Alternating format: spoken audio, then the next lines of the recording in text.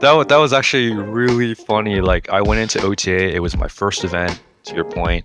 No one knows me, and I was like, okay, like I have to come in to win, but it's gonna be really tough competition. I know all of these guys are ridiculously pro. Um, but I grew up at Shenandoah, so I know like all the patches. I know You how to know the cheat the system, right? shortcuts. It's not just a line. It's like where are the pockets of traction, right? Yeah, it worked out. It worked out.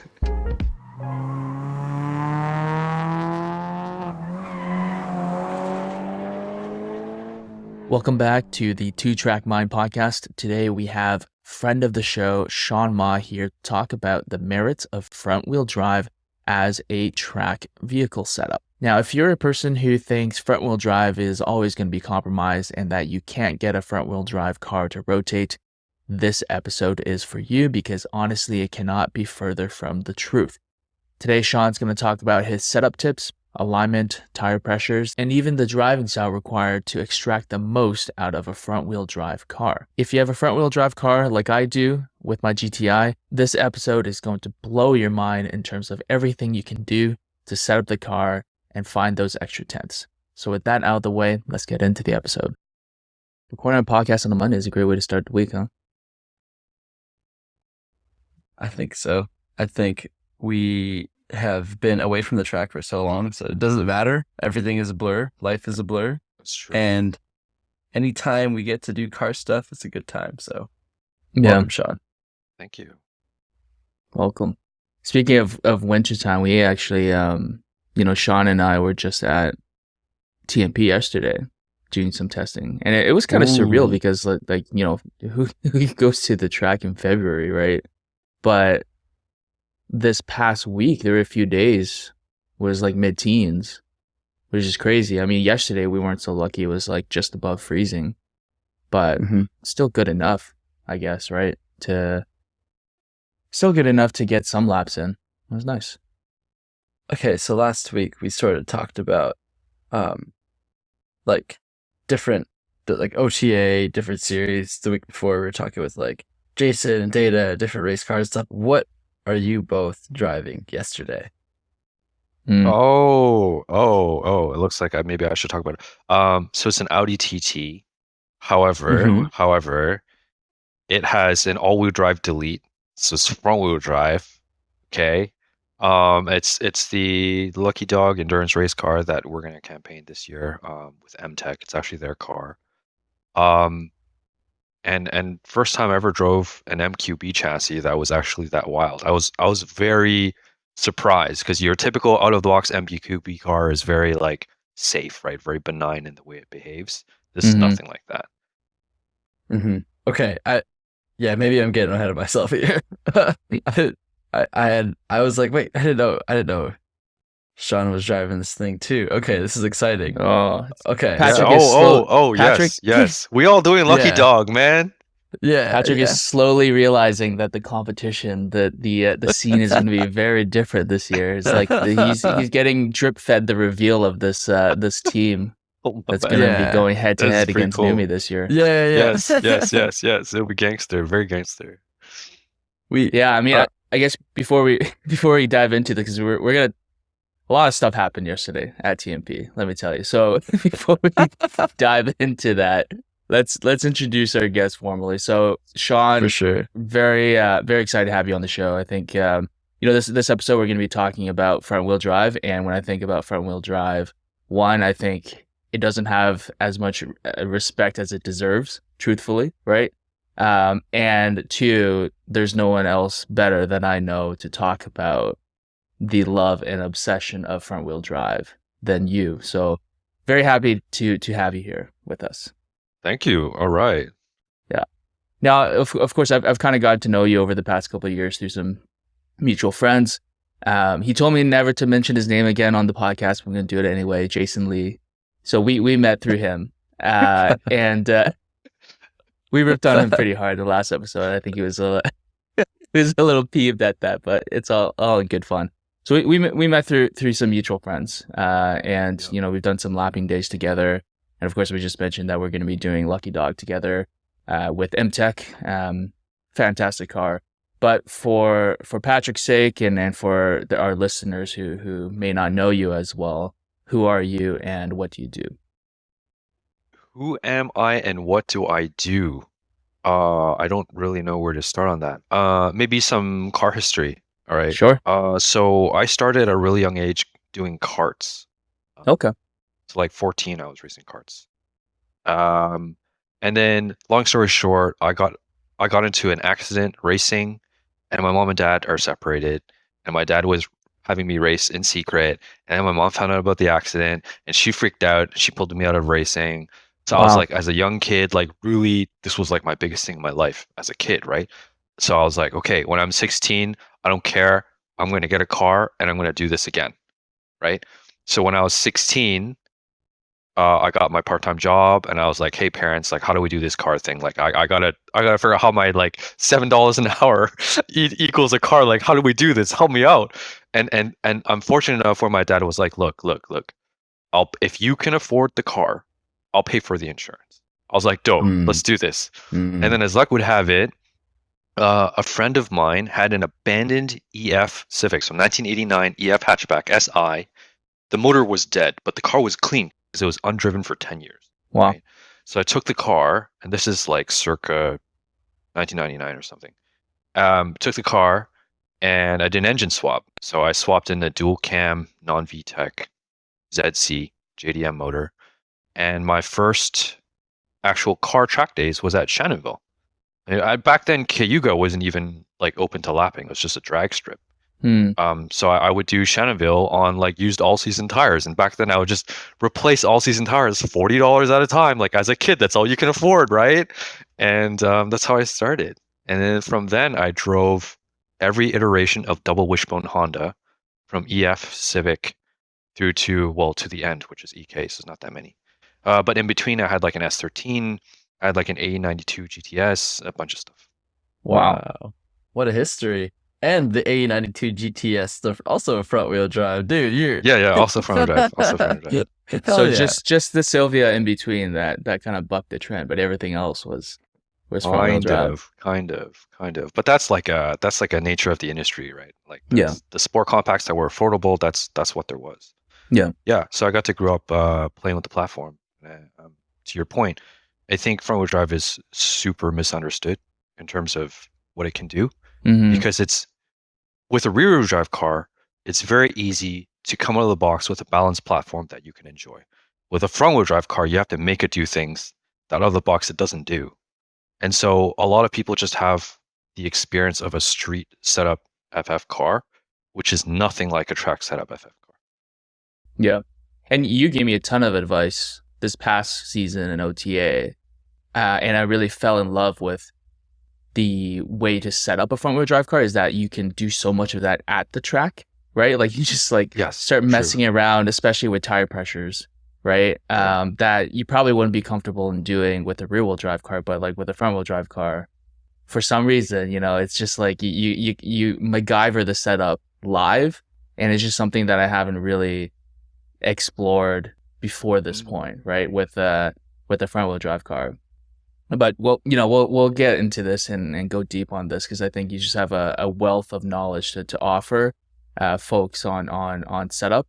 And before we get into talking about the competitions that we do today, your history is. I mean, I didn't know you started with karts. I mean, that makes a lot of sense. I mean, we have a few friends who kind of had the upbringing and the opportunity to do that from a young age, and I'm very jealous. Just to be able to have that building in those like subconscious way of driving at such an earlier age that you can kind of keep that going throughout your career, and so many cars to experience too. Did you have any breaks in between, or it just sounded like I did. I had no. So like basically from 14 to I don't know about when I finished university, it was all like cars all the time as much as possible. But then once I started building my career, I ejected from it. So I actually didn't get back into the car scene until maybe like 6 years ago. So very recently. Really? Yeah. Wow. What brought you back in? Was there a specific the passion never went away. I think I just fortunately have the disposable income to be able to get back into it. And so Yeah. I went ham with it. That's probably like a very similar story for all of us, where it's like once we get our first like real job, it's just like Yeah. why am I withholding myself from enjoying this thing? And that was definitely the case for me, right? Like True. I got my FRS like basically the year I graduated and started my career. I'm just like, you know, maybe I felt like I had a deprived childhood, and I'm just like, no, I'm not holding back anywhere. And Oh, that's the the way, man. problem. That's the way. Yeah. Make the dream come true. Yeah. I had the So exact same thing, like end of university toward when I was graduating. The thing that kept me going was like, what am I doing every day that's gonna get me the job so I can buy a VRZ? And then 2 months later, I had mine, and I guess now we're here. the rest is history. That's so funny. It does weird me. It's like, so my wife and I, we talk about this a lot, where we had decently different upbringings, where, you know, she came from like more of like a middle upper class upbringing, where she didn't feel like there was ever like really much that she wanted. And part of it, I think, is like her personality as well, right? Whereas like at this point in our lives, where like we're both doing like decently well in our careers, she still has a harder time justifying making large purchases. Whereas for me, like growing up, like, you know, I had a great family. Parents like put a lot into my upbringing, but we didn't have that much money. So I think like, you know, she psychoanalyzes me, and it's like, now it's like, because you didn't have all the toys that everybody else had, you now just, you know, floodgate is open, and you have this like mentality of like, why deprive myself, just go and spend kind of thing. I don't disagree, but you know, as long as I guess I recognize it, it's okay. Anyway, a topic for conversation at some future point. But yeah, I don't know if that resonates with you at all, Shaun. No, I super agree. I have the same thought process as you in terms of approaching this. Yeah. Yeah. If you have the luxury of choice and you can make the decision to do it, then why not? Yeah. So getting back in about 6 years ago, back into the scene, did you immediately jump back into like competition, or is it more just like lapping days and building up track cars? I had good intentions. My intentions was just to do it for fun. Mm. So I got my then like second car, which was an NA Miata. And I just would go to random track days and I'd slide the car everywhere. And that's it. That's all I wanted to do. Just like enjoy car control and just enjoy it. But then I always wanted to do OTA. And before I would like be very nerdy. I'd think about building a car for OTA, and I'd spend a year in advance preparing to see if my car would be competitive. And I'd benchmark my own lap times against the results of OTA, and I'd be like, okay, like I'm like within threshold of podium, I will then compete. But then a bunch of things happened with career and life, and I never actually competed. So then I got back into OTA, but I got back into OTA not with the Miata. I got back in with a Veloster N, which is not that long ago. Yeah, I think that was 2020 or something like that. Mm-hmm. Shaun, I don't know if you meant to expand on this, but you did compete for one event.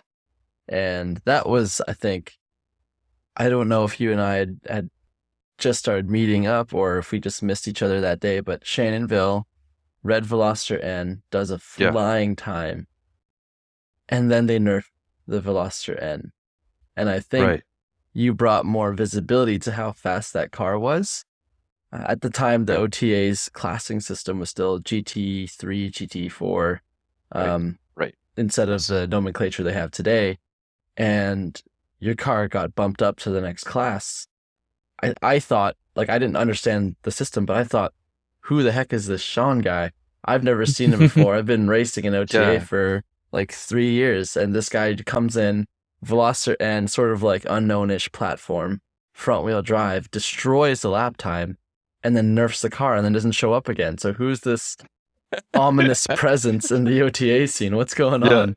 That was actually really funny. Like, I went into OTA, it was my first event, to your point. No one knows me, and I was like, okay, like, I have to come in to win, but it's going to be really tough competition. I know all of these guys are ridiculously pro.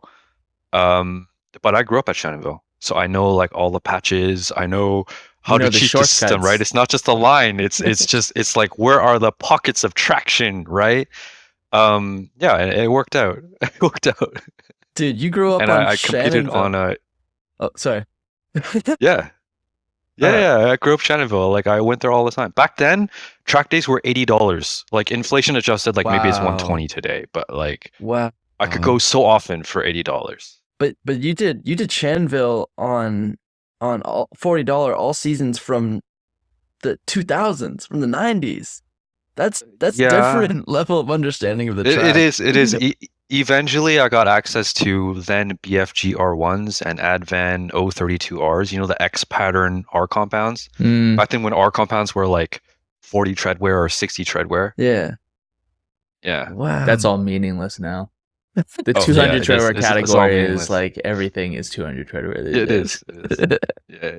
Do you guys recall what class the Veloster started as? Like how many pips? I Ballpark. don't remember. It worked. Okay, so I think the car was GT2, maybe, Okay. assuming 200 treadwear tires. But I was ghetto, and I'm like, I'm not spending any money on this competition. I'm going with my daily setup. Yeah. So I had 300 treadwear tires, and it bumped me down to GT3. Right. Yeah. Yes. Okay. See that's a play that not many people use today because of It doesn't work. seemingly like the 200 Well, treadwear it does not advantage work. is just so big, right? Yeah, it's so big. But Yeah. at the time, And you can't make mistakes because you have one lap on a 300 treadwear tire. Like you can't even warm up. Like you do your first lap, you just circle and you make sure your exit speed is great on the straight, and then you do your one lap. That's it. Because the fall off is so huge. Mhm. Yeah. They also nerfed that rule at the implementation of the first like higher than 200 treadwear rule. I think they gave you back something like 4 or 5 pips. It was high, and then now I think today it's 2. That's crazy. It's 2. Yeah. So they changed it. The first year they did it, a few people took advantage of that rule. Like I've seen Hyundai Elantra Sport from back then, the 1.5 turbo. I think somebody won a touring class, but they were using the 300 treadwear Michelin PS4. Yep. Yeah. But they demolished the class because they had like such a like high potency car for the class, but with like, you know, a decent tire that was not considered like 200 treadwear. So yeah. But yeah. Good play. I mean, I think that makes a lot of sense, right? Like just thinking about the episode that we did last time with Kevin, it's like people need to put these things into practice to see what it's actually going to do, right? We can't just be bench testing these kind of things. It doesn't work. Like you have to put it out there, and then it sticks out and it gets hammered down, and then here we are, right? So let's kind of dive right into front wheel drive then, right? And where your personal fascination came from with this, and I want to posit like a hypothesis in that like you kind of got into the scene during like the golden era of front wheel drive Honda back in the day. Was that a big influence, or what else was going on? Totally. Was it a big influence? You know what? This is really nerdy. So growing up, I played with 110 scale RC cars. You know, like Tamiya's, Kyosho's, those things. For those who know what it is. Anyways. Out of the box, you could buy an all-wheel drive car, and that was the most popular racing class. And then I saw front-wheel drive. As a kid, I was like fascinated. I'm like, why would you do this? The motor's in front. This looks completely crazy. But I loved it. And so the thing with RC cars that I think most people don't know is that there's so much tuning you can do. Like just like a real car, you can put sway bars, spring weights, change damping, but you can change roll centers. You can change camber curves. You can play with droop, like so many things. And I learned so much about car setup from that. And what I found was, just like in real life, front wheel drive, if you set up to race, you are constantly playing with a car that's out of control, right? And that's why it's fast. And that's where the advantage comes in. So if you set up the car where it's trying to kill you, but the only way you balance the car back is with throttle, it can be very fast if you adopt your driving style to it. And so that just grew my interest more and more into this thing, because you're constantly fighting a lack of balance. Right? It's not the easy button. It's not the obvious answer. People don't tend to think about it. But it always like when someone who is classically trained and very proficient about driving rear-wheel drive, you put them in a properly set up front-wheel drive car, they're always shocked. And I love that experience. Is just to see people like, wow, this car can behave like this. Like you have to manhandle it in this way. It's very interesting. So cool. So you kind of just brought to light the misconception of, lack of balance and then getting the car to be able to rotate. Is there anything else that you would say is commonly misunderstood about the front wheel drive configuration?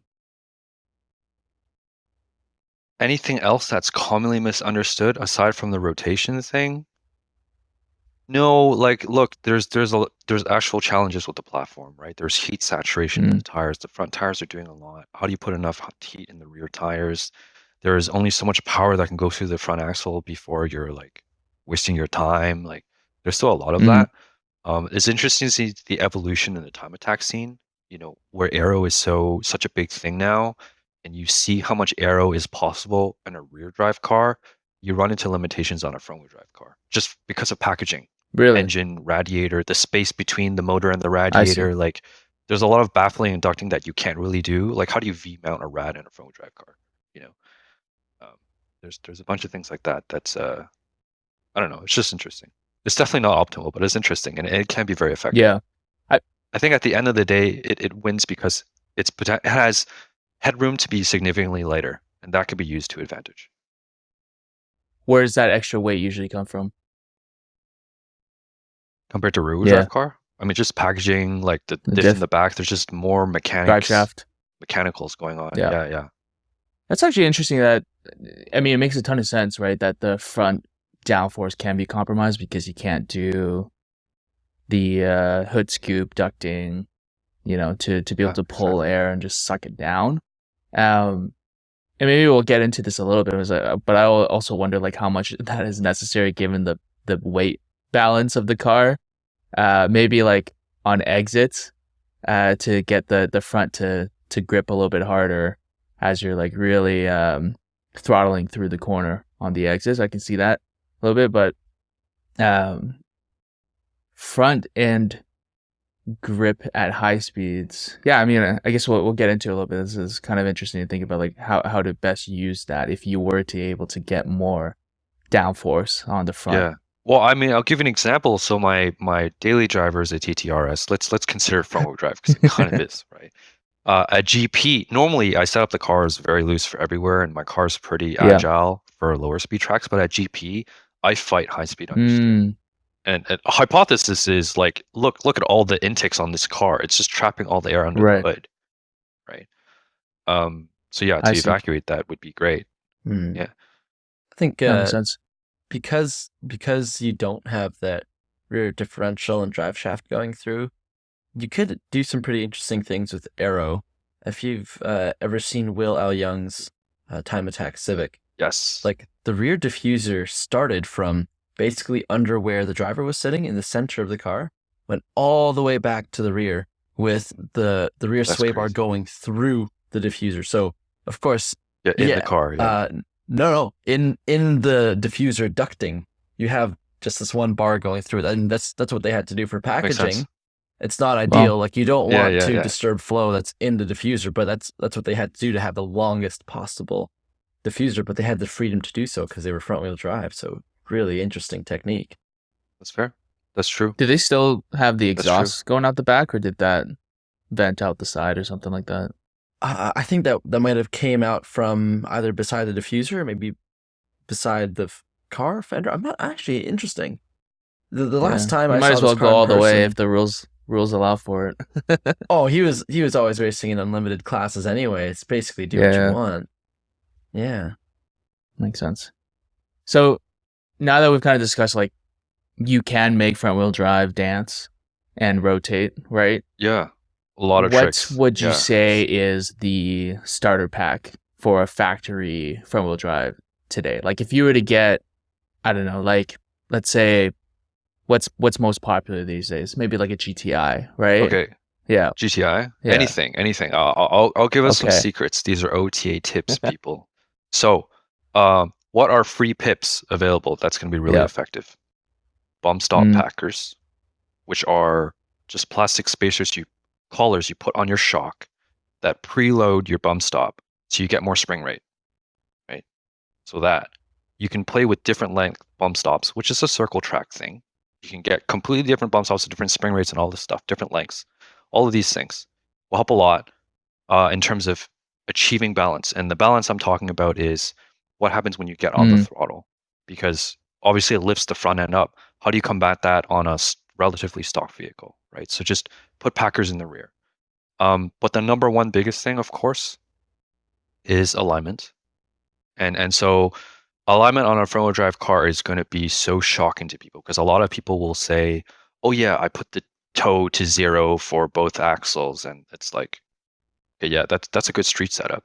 If you're competing though, in general, like let's talk about a tight track, TMP or DDT, you're going to toe out the back, man. You're not going to do 0, because if the car is not rotating, then you are waiting for traction to become available in the front, which means you are delaying your time to go to throttle. Big time. Right? So you want the car loose. So definitely rear toe out. Air pressure is like, Jason, you'll remember we talked about this, right?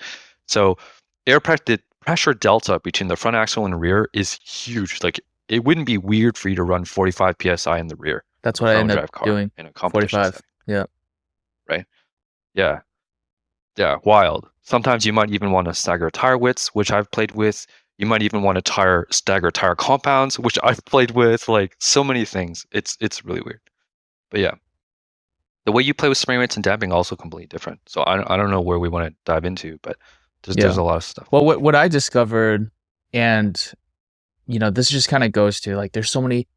When you get into the deep end, whether it's front wheel drive or rear wheel drive, the number of things that you can adjust to try and achieve like the right type of balance is astounding, because then you start thinking about, is like, okay, is it corner entry? Is it mid corner? Is it corner exit? Is it slow corners? Is it fast corners? Is it medium speed corners? Oh, yeah. And so what I found with the GTI, right? Like I thought there was a soft spot in TA class this year, right? Which is toward the bottom of the competitive classes for the GTI that I have as my daily.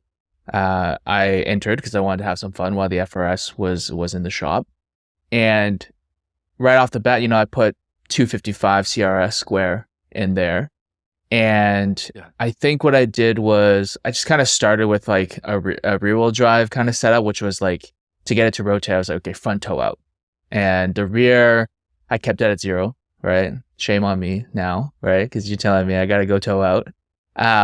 But what I found was it was very, very potent in mid-speed, high-speed corners. Like once it takes a set, like the suspension was so soft, but like once you're on the bump stops, it's like, it's fine, right? It's just about transitioning and turning in early, basically, to get the car so that, it's fully loaded up when you're kind of mid-corner.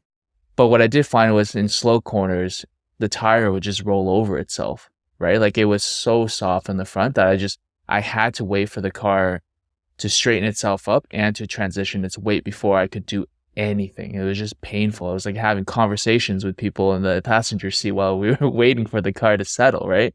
And so would rear toe have been the solution, assuming that I couldn't really do anything with springs? It depends on what you want to prioritize, right? Like I think everybody has, of course, their own driving style and different philosophy of looking at this. I believe front wheel drive, you're all about the entrance, because you want to get your rotation happening at entry phase, and ideally your steering wheel is relatively straight, and then you just maximize your exit. It's just throttle on and you let the wheels take you.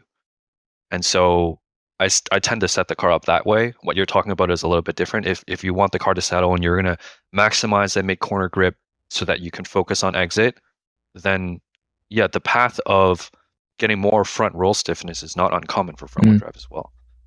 Which is kind of interesting, right? Because when I was thinking about this, like I purposefully didn't do a front sway bar because I was thinking, well, I want the rear to be stiff so that it kind of rotates better. If I put a front sway bar in, isn't that going to negate that, right?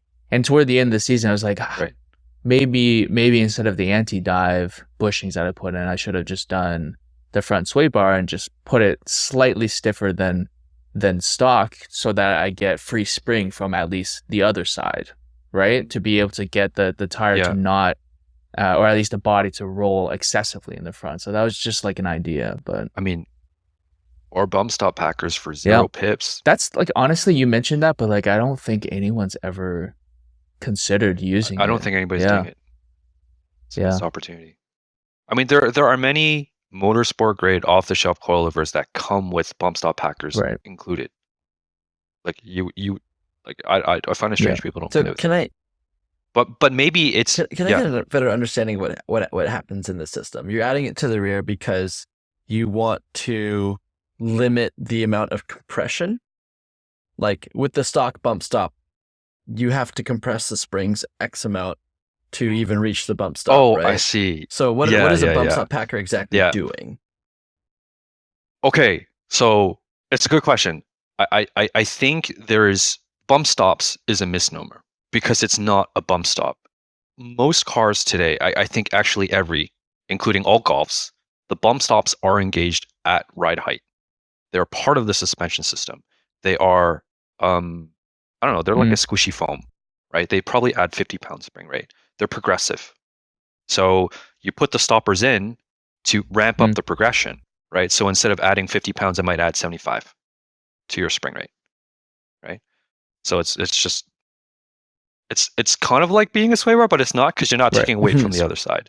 The sway bar is advantageous because in a front wheel drive car, as you load up the outside rear corner with a sway bar, you're pushing weight diagonally on the front inside inner corner, which helps your exit and it helps your mid corner traction. Right. Because you have a higher spring rate, the body isn't rolling the weight away from the wheel as much. Yes. Dude, that's genius. That's awesome. I did not know that it was engaged Yeah. at stock height, but that makes Same. that makes it make a lot of sense. Yeah, it's engaged. If you look at it, just look at it. They're so long. Like you just take a peek. It's crazy. The droop on the GTI is insane. And if you look at part numbers at like VW or Audi or whatever, you'll see as the performance cars are higher and higher performance, the bump stop part number tends to be exchanged between their performance models. And they're definitely both longer and firmer. Yeah. So we talked about the different setup differences, how we can run crazy tire pressures in the rear to get the car to rotate, how we can run rear toe out, front toe out. What about so what about front camber? How much would you run there? Is that similar? That's the tricky thing. Well, I mean, obviously different for every car.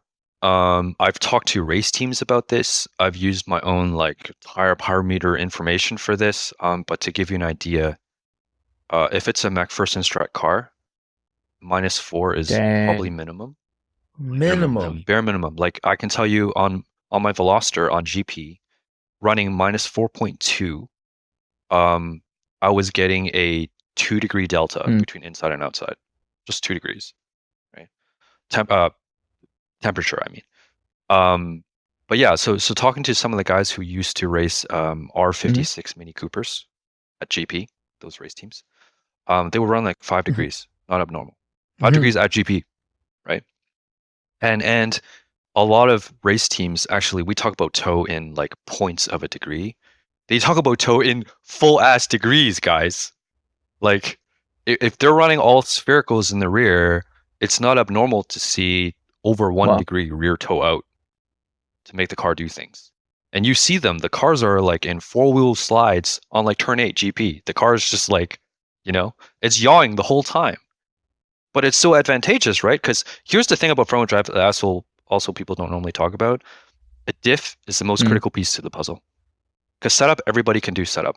If you don't have a good diff, you're not using any of the available usefulness of everything. Wow. Can you expand on that a little bit? Right? So a good diff, I mean, ignoring the different diff types. Front wheel drive, you're also limited by how much you're unweighting or weighting the inside and outside front tires, right? Often it's the inside that gets unweighted, yeah? And you can have a gear diff in there, and if it doesn't proportion right and you're getting some wheel lift, it doesn't help you. You're not getting the forward bite. And if you don't get the forward bite and you set your car up loose, then you also don't have the control. And you can say, okay, in the dry, it's workable, which it totally is. Factor in rain to the mix. Factor in debris, right? There's a crash in front of you. There's like whatever. So a diff is super critical. And you can fine tune it also for how you want the car to behave on entry. Because you might want more diff preload on a high-speed track so the car's more stable on entry, right? You might take that away for decel. I'm talking about for decel. You might take that away for a tighter track. Yeah, that makes sense.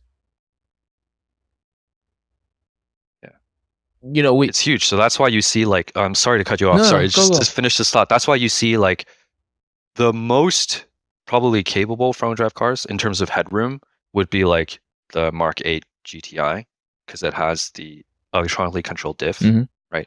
That's the Elantra N, Kona N, Veloster N. All these diffs are magic. They do so much for the car because they're not only locking both sides, it's actually vectoring. So now you're fighting physics completely. You can throttle steer a front-wheel drive car now. And it's game-changing. It's the whole new world of front-wheel drive. Maybe there's just going to be a resurgence, right? Like, especially now with what Hyundai's doing and Type R coming back. I think there might be a little bit of a shift. Like, the past decade has really been rear-wheel drive dominant, right, at the local track scene, be it with like 86s, Miatas, the BMWs. But I think... How was it in like the early 2000s though? Because like the double wishbone Hondas were still around strong. No? That's true. Yeah, I mean when the EG, EK, yeah, exactly, were still dominant for sure. Like that I think that was a scene, but I didn't start tracking until 2014. So like my earliest like personal experience has really been different points of reference. Yeah, just the last decade. You're showing your age a little bit, Shaun. Yo, those cars are still cool, man. They're timeless. It doesn't matter. True. It's true. I would love to have a Civic hatch in the collection. You know, with what you've been talking about, like all this alignment setup changes and crazy tire pressures, combine this with my personal experience of driving this last year in the GTI and competing in it. Would you agree that the running cost of a front wheel drive car is going to be higher than a rear wheel drive car? Let's debate that. I'm gonna say I don't know. Okay. And specifically because, first of all, maybe yes, because of course you're eating front tires. Yeah. Right. If you are not eating front tires, you're flipping front tires, like to even out the wear, and that there's a monetary cost to that. But you're also not wearing out the rears. So I don't know. Mind you, I drive my rear-wheel drive cars like an idiot, but I get more rear tire wear on my Miata than the front of all of my other cars. And it's like, it has no power. It's a Miata, you know? So, but I don't know. It's a fair question.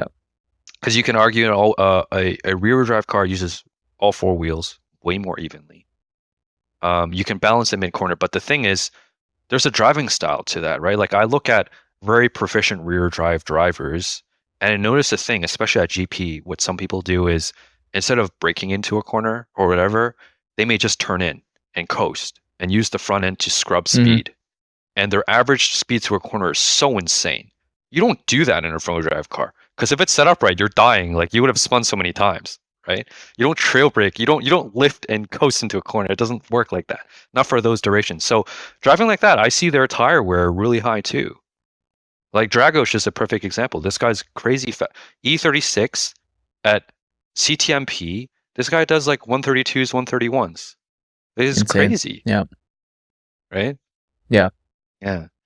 Because I always feel, and maybe this is a misperception, right? Because I ran my GTI with square tires because that's what I had. And then when I got new tires, because I needed them for the back end of the season, I purposefully went square because I didn't want to spend more than I needed to. Because ideally, I think I probably would have wanted to experiment with something of like a stagger setup, like, you know, bigger tires at the front, smaller ones in the rear. Yep.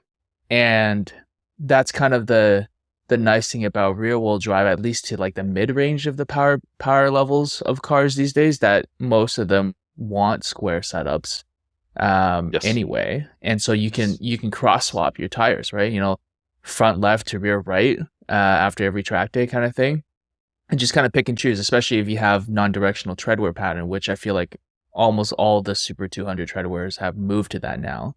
Back when RE71Rs first came out, they weren't, and I feel like that was a bit of a detractor for those wheels, because now with the CRS, the AO52s, they're all non-directional, which is great. You just like swap them however you want, right? So I always thought with aggressive toe and if you do decide Fair to point. go with staggered setup, like that's just going to increase your cost because front tires are always going to be front tires and rear tires are always going to be rear tires. So that's kind of what I thought. You're right. Now that I think about it, also correction. So if you have a good diff, caveat, if you have a good diff, which not everybody runs a good diff, you will eat your front tires. Yeah.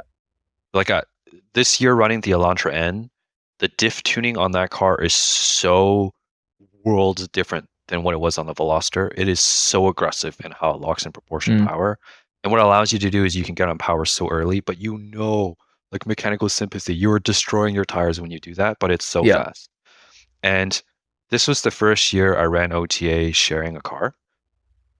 We would go through one set of fronts every event.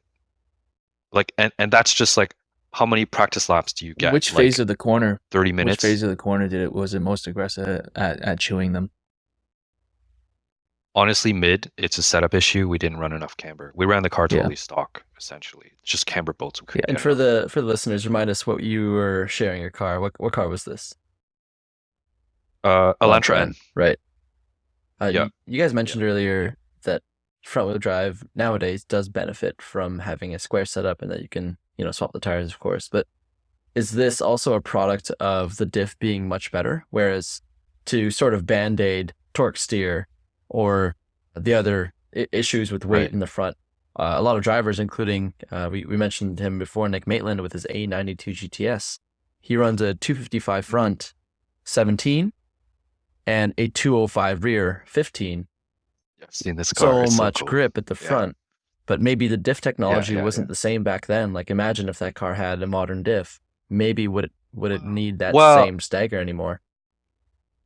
I actually don't know the answer to that. So, because in the Elantra, I also ran staggered tires, even with the diff. Because to be fair, the car is not set up. Remember, it's stock, like factory suspension, factory, all these things. And so the only way to get it to rotate to how I wanted it to was to do that. To your point, though, if you do set it up and you have a modern day diff, you probably don't need to. Like the TT Jason and I test drove, like that was running virtually square. I think it's 285 front, 275 rear, and it was fine. Oh my god, it's a lot of tire. It's a lot of tire. It's a lot of tire.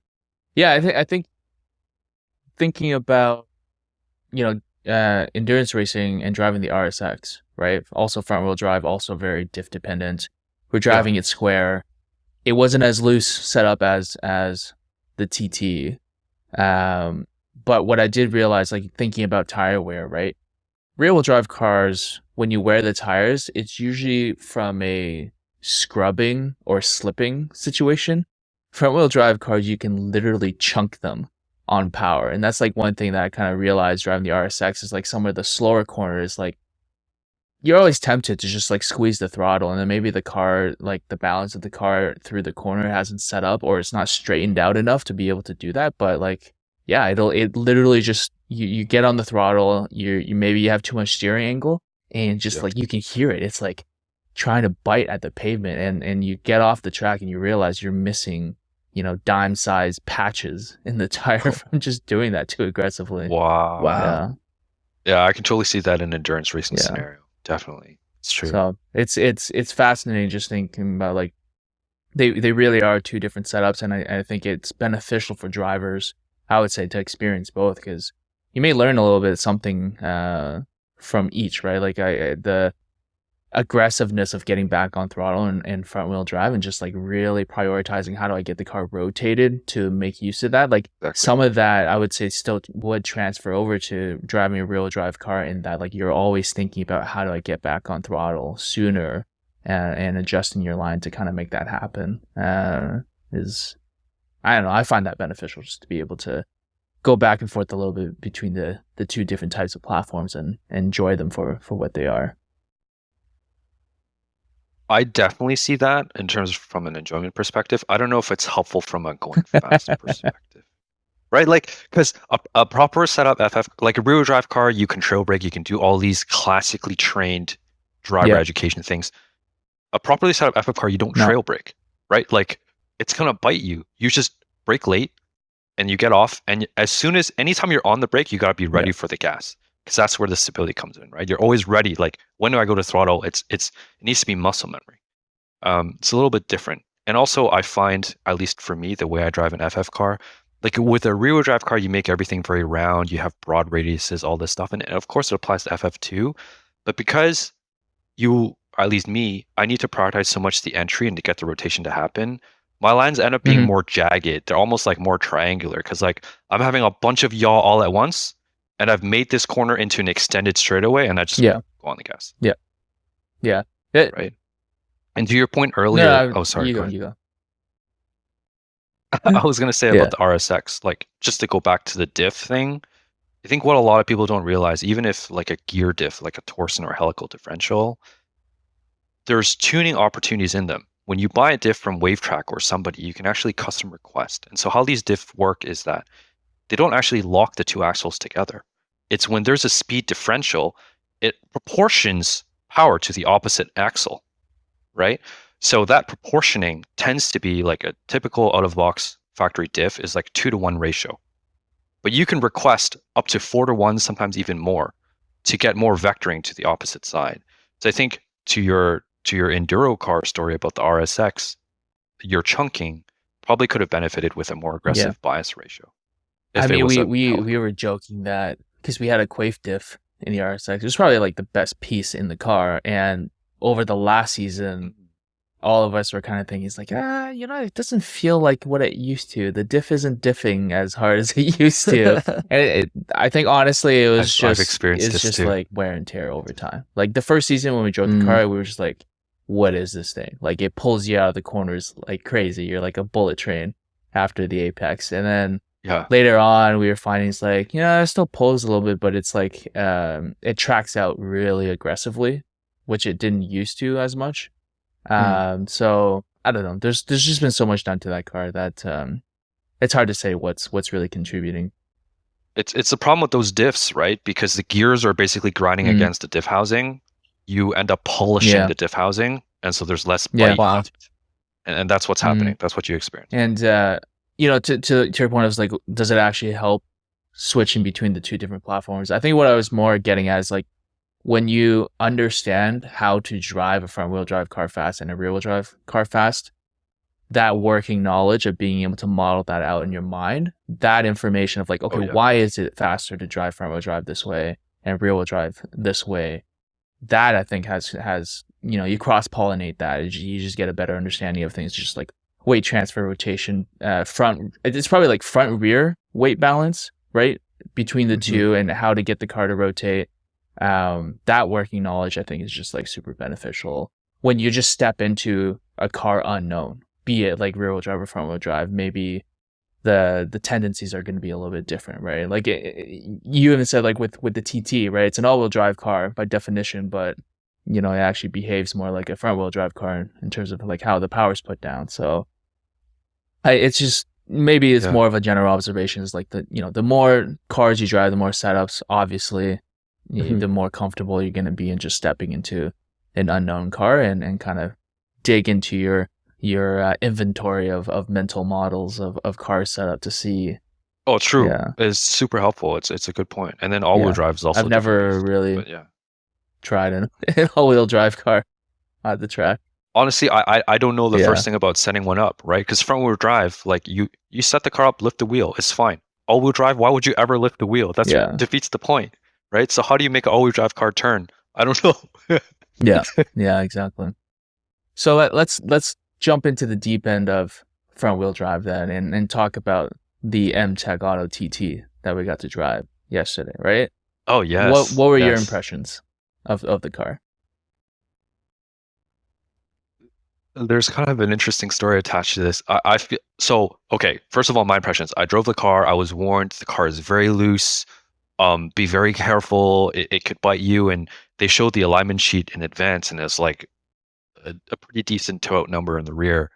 And I drove the car, and I was like, okay, the car is very neutral. It's well behaved. Like I like how it behaves when the tires are warmer, because you don't have the onset of understeer. Mm-hmm. Like it's not dramatic to very manageable.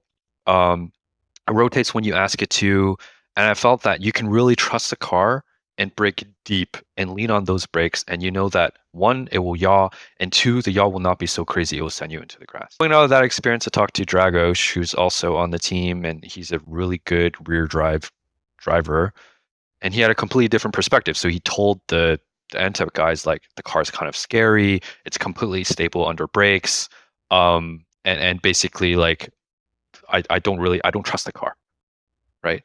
And so the MTech guys were like, this is interesting, because what I told them is completely opposite than what Dragos said, which is it's just a driving style thing. Yeah. Right. Yeah. But yeah, I love the car. Yeah.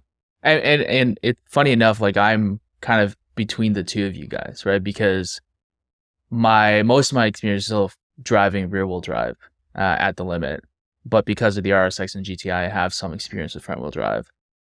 My feedback to Leo on the car was like, it's in its current trim, it's good for time attack, but for a 2-hour stint where you start to lose a little bit of concentration at times, I found the car just a little bit loose, And the reason why I say this, it's more, and as we were saying, like with front wheel drive, you can't trail brake this thing. I think that's probably, like, if you ask Dragos, like, that's what he was trying to do at the beginning, and then toward the end, I think he kind of figured it out. Same thing with me, like, first lap out, turn 1, like, one of the biggest drifts I've ever done, let alone in a front wheel drive car. Like, I thought, I was like, there's no way, like, we're pulling out of this one. But then, as you know, with front wheel drive cars, when it gets loose, Foot just down, counter steer, put your foot back on the throttle and just let it pull it out, right? Which is so different compared to rear wheel drive. But it's so weird, because if you're trail braking that car anywhere close to the apex, you're done. Like, forget about it. Like, it's going to spin very, very quickly. But if you do get off the brake, and just as you're pitching it in, transition over to the throttle, like, trust the car. You basically have to trust that you've scrubbed enough speed off in the braking. Like, it doesn't really give you as much of a leeway as you would with rear wheel drive, where, like, because you're trail braking, you can probably, like, kind of bail out a little bit and that, squeeze the brake a little bit more, and give up the corner. But here, because you're transitioning over, assuming you're doing right foot braking, you kind of have to commit to the corner, and nail the braking, and that you've not under braked, right? But, like, once you transition to throttle and have that little bit of, at least a little bit of maintenance throttle on there, it's very well behaved. It felt super neutral on the exit, as typical with front wheel drive. It'll track out on you, right? It pushes a little bit, so that you need to kind of account for that when you're exiting the corner. But it was stupid fast in my books, especially with the dual clutch transmission. Oh, it's so nice. It can be so lazy. Pop, so fast. Yeah. It can be very lazy. And I didn't experiment with this yet, but they recessed the factory brake pedal in this car so that you can more ergonomically do left foot braking. And I feel like that's going to be a winning combination with this, because of what we said about the transition, right? Like, you want to minimize that transition time between braking and coast and throttle. I think that's going to be a winning combination to slowly build up to the comfort of using your left foot to brake, so that you can get back on throttle, like, ASAP. And if you do need to bail, your left foot is still there to kind of help you manage through that. Shaun, would you say this was like would you say this was like, to you, in your experience with all the front wheel drives, this was typical of a well set up front wheel drive car? Very, very typical. When you guys are talking about stability in braking, yes. Stability in corner exit, yes, just by using the throttle. This window of variability, this window of uneasiness with the car, where in the cornering phase would you describe that uneasiness? Like, just before apex? Yeah. I would say entry to apex. That's like the anytime off the throttle. Yeah. So it's a narrow window of, how do I say this? It might even be a narrow window of control in a way, but it's so easy to predict and anticipate, and you know exactly where it's going to be all the time, that you can play with that window all the time. And in fact, how they set up the car was such that you can even get lazy with your braking and be more abrupt in how you get on and off the pedal. and the car will still rotate. You will still make the corner. And in fact, sometimes you can get away with it where it might even be faster if you are lazy with how you use the brake, because you just throw the car in. And of course, that's not good for tire wear, but if you, in situations where you want to use that as a tool, it's available. Yeah. It's just, I think, Pat, if you were to try this car out, it'll probably take you a couple of laps to really trust transitioning onto throttle as soon as it really needs, like it wants. You can brake extremely late with the car. I think that's just a factor of like being pretty lightweight, and you got a lot of tire in the front. It'll stop on a dime.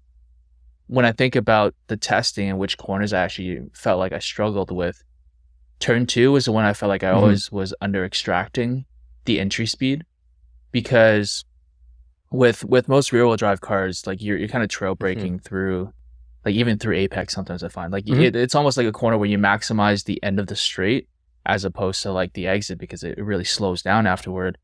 And I found it hard to kind of really transition to between brake and throttle there, because it also stopped, like you got so much of the everywhere else is like you're braking super late to make the time, right? And kind of what you said, Shaun, with like the jagged cornering, right? Like, you know, it's kind of like go super deep fast and then like try to pull the car out as fast as possible after you get a turn. And that's like such a weird corner to try and like think about, like, okay, what's the optimal way to do this? Because it's such a slight turn, but you do need to, at least I needed to brake for it. And when I brake and turn even a little bit, it was so sharp. Yes. Super sharp, right? Whereas like in other cars, you're kind of like gradually pitching it into turn 2 and just riding the curb. I feel like I need to go back there and figure that corner out with this car, because it just felt so different. Corner complex, turn 2, turn 3 on TMP, I believe is the front wheel drive advantage on TMP. I believe TMP is their front wheel drive favoring track, but you make up so much time here. So with an FF car, turn 2 is a brake zone, right? So you're braking inside turn 2 on the turtles, on that paved bit, and then you're rotating in the middle into 3, and you treat it as one corner. And it's just so fast because you carry so much speed inside. You're drifting the corner, and then you just go on power into 3, like out of 3. So you're not starting your braking on the straight into 2. Just as you're about to turn into apex, you would brake, and you slide the car as you're braking into 2. Wow, it's a fast way to do it. That's pretty contrary. It scares me a little bit. On a front rear, we're like I typically aim to do a similar thing where my braking zone is brought all the way from, you know, before the red and white big rumble strip patch all the way into the apex of 3, because I do agree that like corner complex can be treated as like one sort of braking zone and then turn in right at the end. But I can see where that's so much more pronounced in a front wheel drive car, where you brake later, the car weighs less, and then as you approach the apex of 3, it wants to rotate so much more than a rear drive does. It's already pointed for you. Yeah, exactly. That's right. Yeah. It's the last time I drove a front wheel drive there was Nick's AE92, which, to put into perspective for listeners, it's about a 300 horsepower turbocharged inline 4, front wheel drive, big tires in front, tiny tires in rear, and the car weighs about, I think, 22 or 2,100 pounds. So it's an insanely potent car. And I see Shaun smiling like, oh, okay, I know what this guy's getting into. Turn 3, if I have too much brakes, he's got a Willwood BBK in the front. A lot of stopping power. I pitch the front just a little bit, and the first like 3 or 4 laps, I think, where I experienced that really aggressive front wheel drive rotation, I didn't fully understand the timing of getting back on the throttle to straighten it out. And then once I got it, I was like, wow, that's a lot of fun to like pitch the car, get back on the throttle, and then straightens the car out. It's like magic. But in that phase of rotation, when because I'm coming from rear wheel drive, I'm always trail braking, to have a little bit of brake pressure in the front, it does so much more rotation that I think there's so much fun to be had to try to get that balance that I think a lot of the car community is underrating. Yes, turn 2 to 3 to front wheel drive. I think about that all the time. I'd love to do that some more. Yeah. No, you're right. It's all set up, and I don't think a lot of the community has gotten the luxury of experiencing it. Mm-hmm. Mm-hmm. Yeah. Yeah. Sorry. Yes, Yeah, we were super talking fun. about MTech at TMP. Continue. MTech at TMP. Yeah. Yes. I mean, yeah, just to kind of close out this conversation. So, elephant in the room for me is I ended up tapping the wall on the exit in that car of, what other corner in Ontario, right? 12. Other than the final corner. And it was, kind of looking back on it, I was like, yeah, I got like pretty comfortable with the car pretty quick. I'm like, man, this is so much fun. Let's stretch his legs a little bit. And the car has an aim where the speedo I think is like GPS driven. And Leo, the guy who set up the car at MTech, he was kind of showing the stats from the previous days. Like, yeah, we got up to like 199 kilometers on the front straight. I'm like, 199. I'm looking at the dash and I'm like, I'm pretty sure I'm only hitting like high 170s. And of course, like after when we were chatting in the paddock, he's like, yeah, there's a lag on the GPS. And, I look at my actual app data and it's like, oh, you got up to like 197. Okay, that makes a lot more sense. But when I was in the car, I'm like, damn, this guy must be like starting right at the outside curbs on full throttle or something like that to be able to maximize the straight so much. So then I just kept like experimenting with taking as much track advantage as I could to widen it out to get as much of a straight as possible. And just slowly, you see like every lap, the wall is like pretty close, but I was like, no, it's fine. Like I know where it is. It's fine.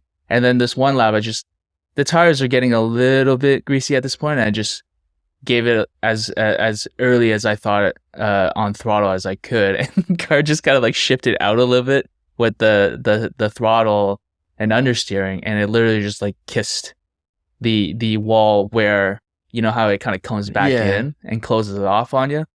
And I think I was like in shock at that moment because it was like, I did not expect that to happen. It's like, I thought I was going to have the room. I did let off like right before it happened because I saw it and I was like, okay, like let me at least straighten out the front.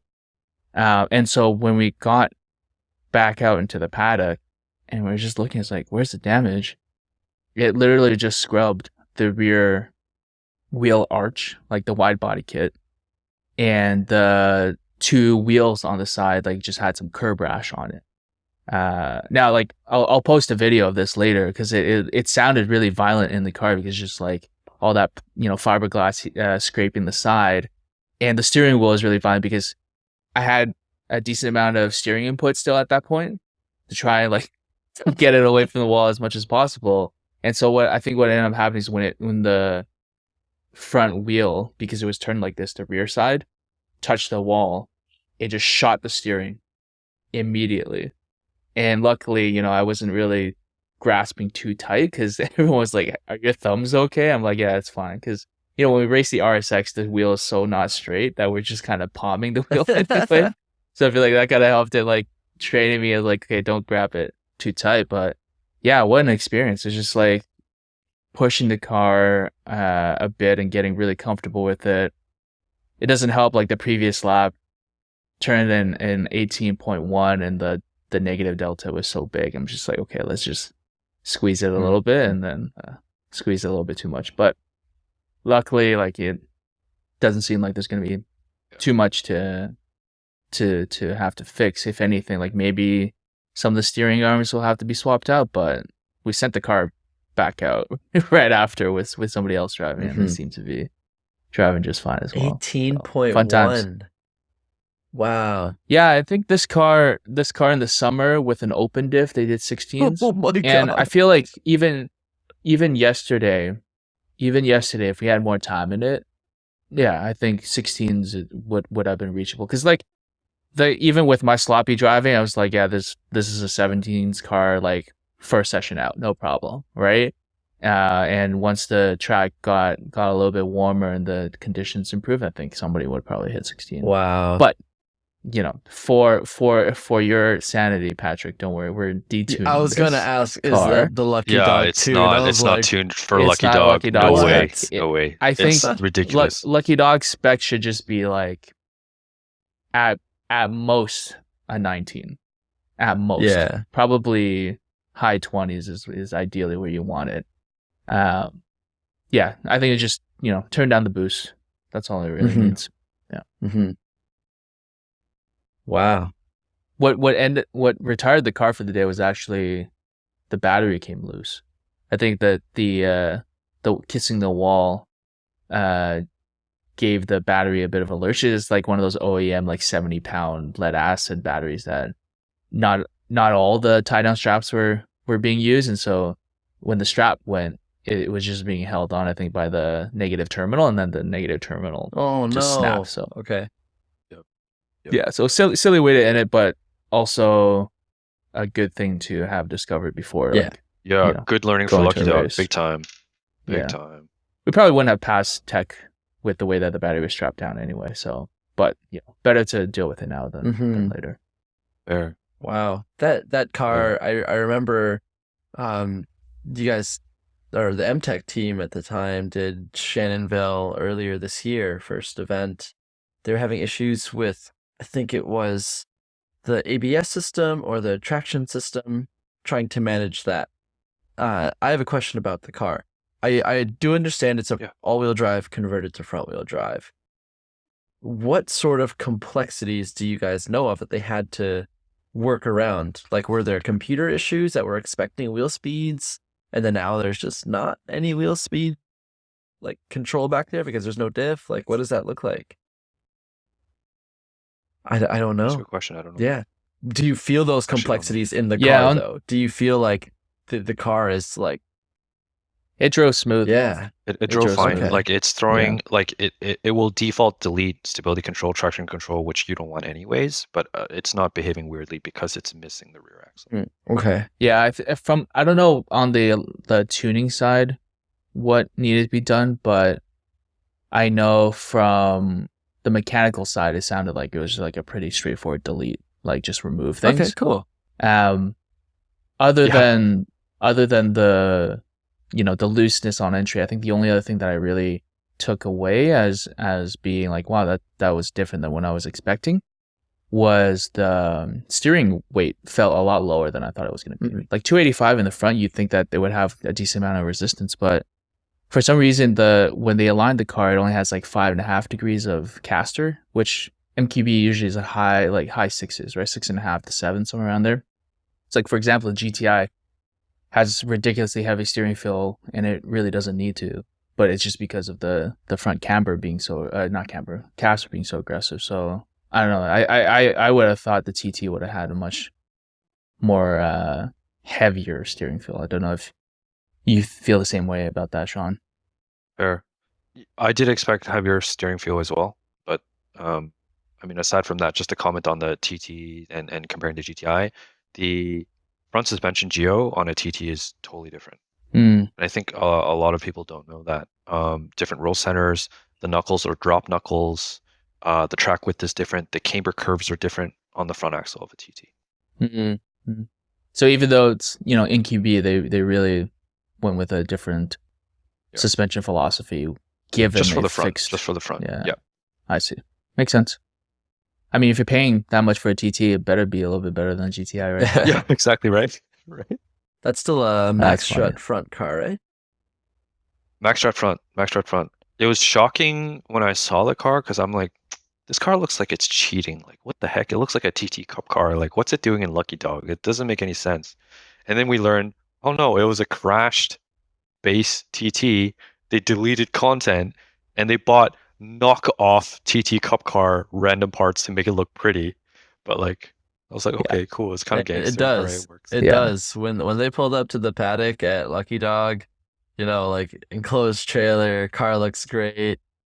Right. A lot of people were asking us because we're just the other team of colored people in the paddock. When they came to us, they're like, hey, who the heck are these guys? Or like, it does MTech on them, but we don't know them well enough. It looks really extra. Yeah, I love it. But it's funny because it's a car, I would say, best viewed from a distance because it looks like super high end. But then when you get up close, not to say that it's like hack or anything like that, because it's not. It's more that you see that there's a lot of grassroots mods. That's awesome. You know what I mean? Like DIY aero on the front and venting and stuff like Home that. Depot, everything. That's the spirit that we want to see. I love that. The only thing I think is a little bit extra in the car is, the air jacks are a little bit extra, but I'm so excited about that because I think it's gonna make the pits even easier to swap tires. It's just like plug in the airline and then just poop. And it's the first time I've seen like a 3 piston setup. So it's 2 front, 1 rear. It's a 3-post. So don't shake it too violently. You can probably tip it. Wow. But yeah, I mean, the one thing I found a little bit tricky was the ergonomics of getting into the car. It's a little tighter than for sure any of the other like fully caged cars I've been into. Like really nice caging there. Just you're gonna have to take your time like getting in and out. So hopefully that doesn't bite us in managing the driver swaps. I think we'll still be fine. The car does need a fuel cell. Like the goal is to do the 2 hours. So that's kind of a non-negotiable at this point to make it last. Mm-hmm. Yeah. Before we move along from the TMP test day topic, one other thing that we experienced yesterday was, not talking about front wheel drive anymore, but Will from MTech and Jason Lee were testing out the G87 M2. That car, honestly, like dollar for dollar, I do not think you can find a better value right now. It's absolutely insane. So they're like stage 2 tune, right? Whatever that means, downpipe and a tune, right?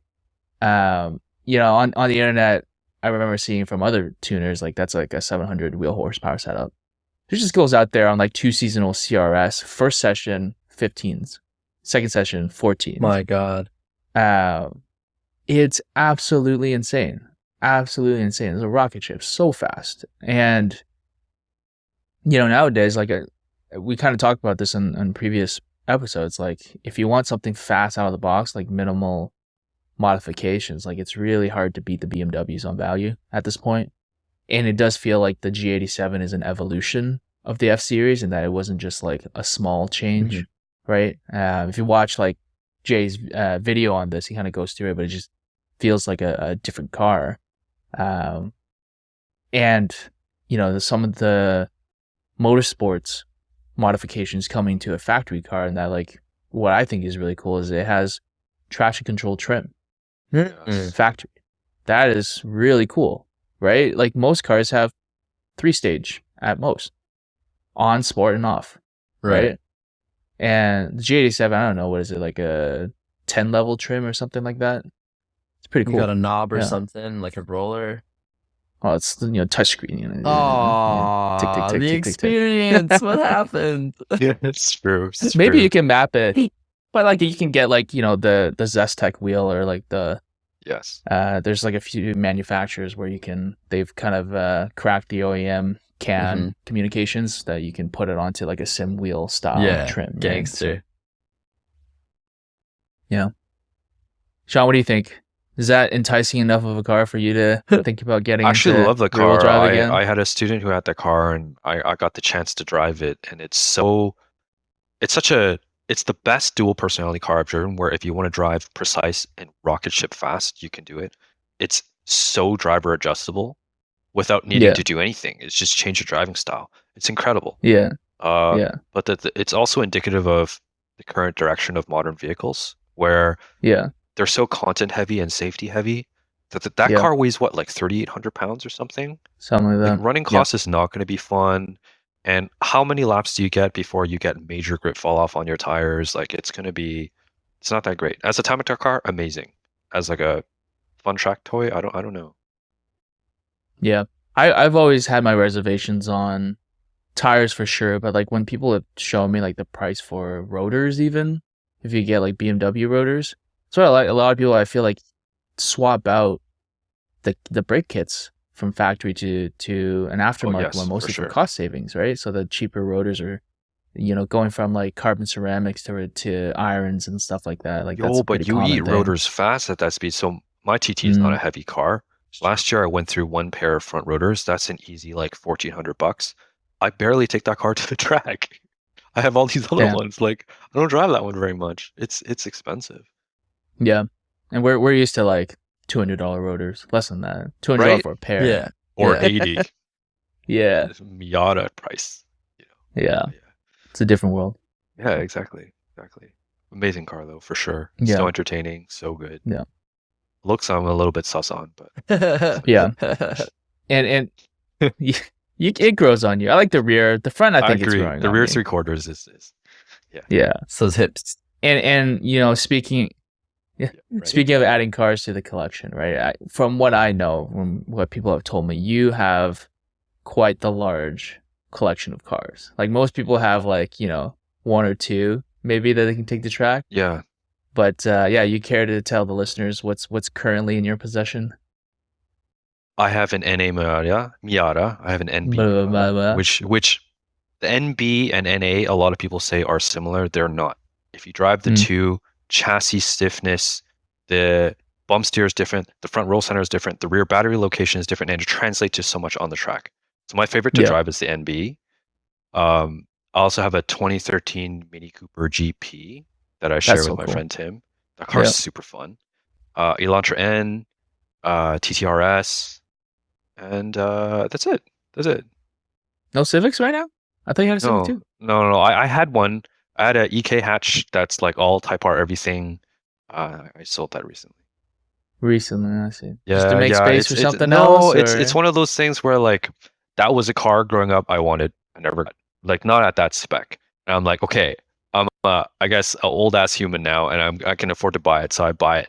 And reliving what you thought was great in your childhood is not so great anymore in reality. Like the car dynamics, great. Entertaining factor, great. But the NVH, the ridiculous vibrations, like driving that car 2 hours to track day is not life. And yeah. Man, So I'm you just gotta trailer it and tow it instead. Yeah, exactly. you just Exactly. described my daily driver BRZ with all of these like things to make it. I can't Not believe you livable. daily with the bucket, man.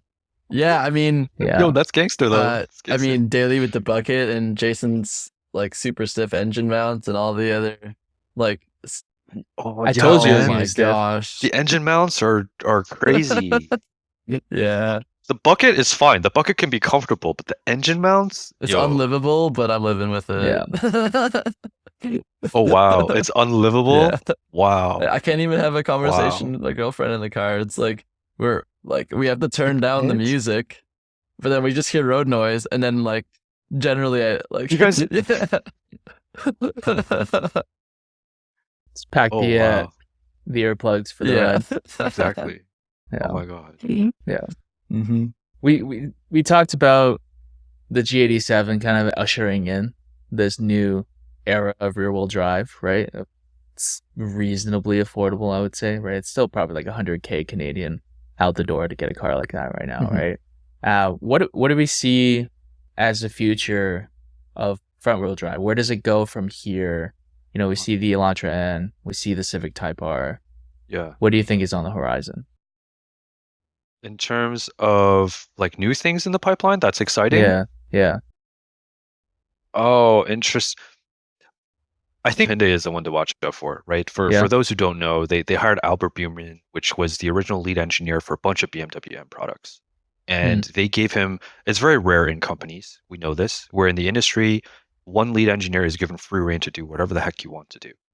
And these cars are so game changing because he's been given that flexibility, right? Like they take these cars, they do the spot welds, he got the diff tuned the way he wanted, and there's very few cars out of box where I would say to the novice or even pretty seasoned driver at Yeah. an intermediate level, the car will bite you. I think I've seen even like instructors take out the Elantra N when I first got it. They'll spin it on like the second corner because it's just unexpected. The level of attention put into setting up the car for track is very high that you don't normally see from OEM. Yep. So I would say to sneak up on people, I know there's a lot of buzz about Civic Type R and blah, blah, blah, blah, blah. But no, I'm still voting Hyundai on that one. Yeah. Also just to see how they change the diff tuning. And there are people now swapping differential ECUs between a Veloster, a Interesting. Kona, and an Elantra. And That's a they're data separate logging. ECU. Yeah. Wow. And they're seeing it was like a 1 minute track, almost 1 second difference in swapping the diff programming. Massive. They haven't cracked how to adjust it yet, but just swapping the ECU. And because it's a Hyundai, you can buy the ECU for like 200 US. You know, like what car can you do this? You can't, Wow. right? So that, yeah. BMW, you gotta send it, to Eastern Europe for somebody to unlock it for you and send it back. Yeah, exactly. But the Mark 8 platform looks super interesting, right? Not front wheel drive, but like look at the R with the rear diff. Yeah. Having driven one on the track, it's super fun, very adjustable, and you can use the throttle so much more. So if you set it up with the duality of an FF setup, but you have the throttle steer of rear wheel drive, like I think that could be a weapon too. And it hasn't snuck up yet in our local racing scene. But I think that will be game changing for sure. Nice. Well, we've kind of been chatting for well over an hour now. This has been a fascinating conversation. I've had, as someone who has some experience in front wheel drive, I still feel like I took away a ton of stuff that I want to try again next season. Of course, this coming season with the TT and try to hone my front wheel drive capabilities there. For someone who has already a decent collection of cars and has experienced a lot of what I would call like the kind of like the JDM legends of front wheel drive through your time over the years. Right. Are there cars that you still have a desire to own? Right. And say, we go into this segment that we like to talk about with our guests, the modest dream garage, right? $200,000, get to pick 3 cars, just 3 cars. What would they be at this point? In a way, I think I kind of have the cars I Look want. at this guy. But if I don't talk about that, well, you can, of course. I like the cars I have. There you go. Mini Cooper GP for sure. The GP2, no one knows what it is. Completely underrated car. Factory homologated aero, flat under panel, factory homologated coilovers. The car is so dynamic out of the box. It is amazing, right? Close stack gear ratios, very hyper agile, whatever, blah, blah, blah. All the good things you want. That is definitely on the list. A car I always go back to thinking about is the DC2 Integra Type R. And it doesn't need to be modified. Hard to find just now. Stock. It's it is hard to find now. That's a car that you can do a lot of pitch and catch. You enter a corner, you turn the steering wheel and you straighten out. The car will just follow drift the rest of the corner. Pitch and catch. Right? Every corner you can do this. Stock car. Insane. So I love it. And the old school VTEC crossover of like nothing, and then boom, is also challenging because it's a frantic driving experience. You got to remember, it's a 90s car. So the steering rack is so slow. You have to have crazy fast hands, even though you're not going very fast. You have to shift all the time because you have to keep the engine on boil. There's so much driver involvement in a car like that, even though the performance is low. Right. It's amazing. So that one for sure. Okay. But just for like day-to-day practicality, but also to have the theater, I have to say I really love the TTRS. Nice. So a Mini, an Integra, and the TT. Very nice. Yeah. Well, that's what I'm yelling there. I can't. Damn. Yeah, sure. Why not? Yeah, Free Miata. Take one of them out. But like NB Miata, have to. ND. Would you get the RF? No, NB. Sorry, NB, not ND. NB. You like the Jelly Bean, huh? NB. Yeah, that's the one that usually like I said, gets it drives so much better than NA.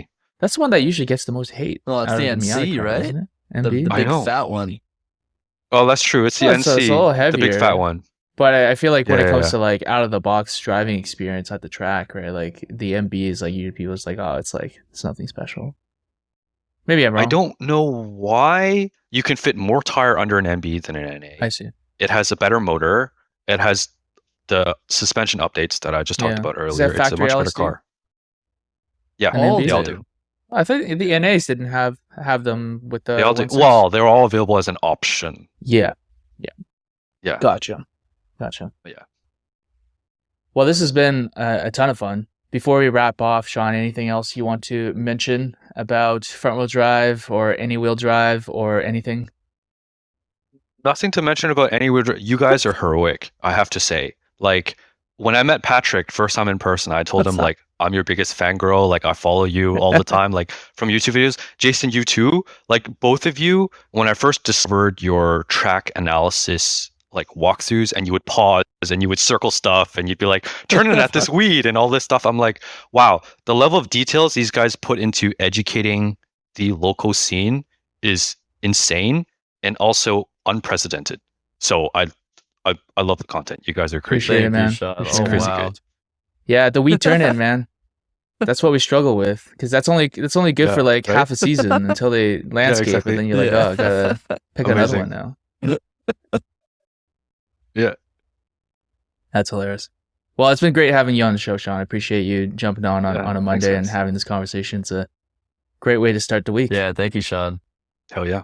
Hell yeah. All right. We'll see you All guys right, later. thanks, guys. We'll catch everyone on Thank the you. next one. Again, if you guys have any questions, just post them away in the YouTube video of this episode, and we will grab all the questions from the audience for the next one and discuss it with our guests. And until then, have a great Nice. week, everyone.